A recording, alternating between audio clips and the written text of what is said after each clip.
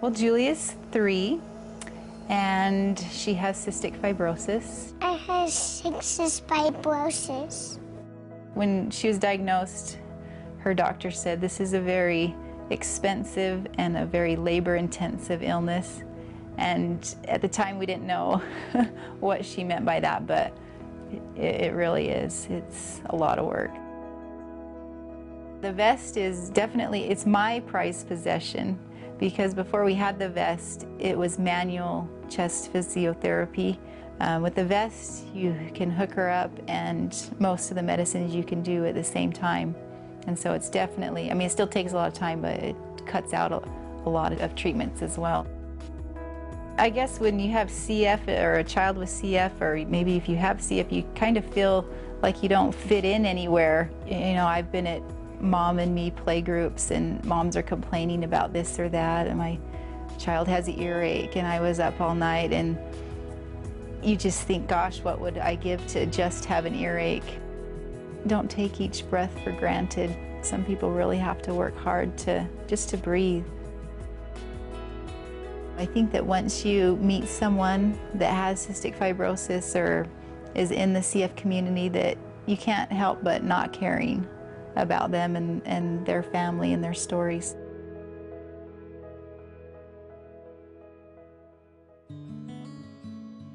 Jordan, we found out soon after his birth that he had cystic fibrosis. My name is Jordan, and I'm 8 years old, and I have cystic fibrosis. I don't even know how to spell it. Cystic fibrosis affects my lungs and my pancreas. When you find out that they have cystic fibrosis, the first reaction is concern that you're going to have to face trials in their life with them that may be hard to bear. Cystic fibrosis is a heart disease because you have to do all these treatments, and you have to take all these medicines in the morning and all night.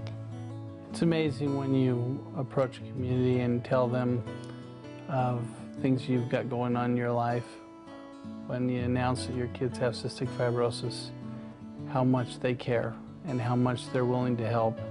All the money that's being raised is going so directly to helping find these drugs and help find the cure.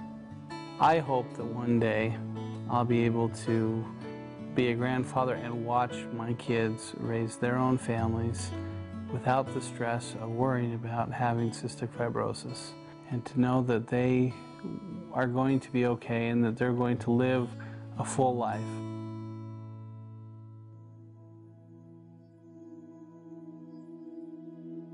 He was a small baby, but we thought he was pretty perfect.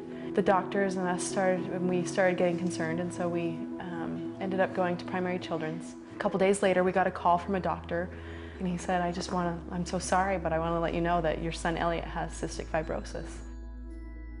And we learned how to start doing the therapy. When he was little, we weren't able to use the vest. We had to use little percussion cups and tap on his chest and on his back twice a day, and that's what we do. We do the vest twice a day and his medicine, and they taught us that that's what clears up the mucus out of his lungs so that it doesn't grow and build bacteria and eventually kill off the lung tissue. So we do that religiously so that he can stay healthy and that those lungs can stay healthy and big. As of when he was born, the life expectancy was 37, and that kind of did a toll on us because you're not supposed to outlive your children. We expect him to live a full life, to do everything that everyone else has. He really, with the way that the treatments and the drugs in the pipeline are progressing, his outlook is continuing to get better and better. Research still needs to go. The medicine is getting better, but it needs to be even better than that, and we need to eventually find a cure. Well, the foundation has been amazing. Every single dollar that they raise, 90% of it goes to research, and that's unheard of. If the CF organization didn't exist, we'd be, 20 or 30 years behind in the treatments and the possibilities.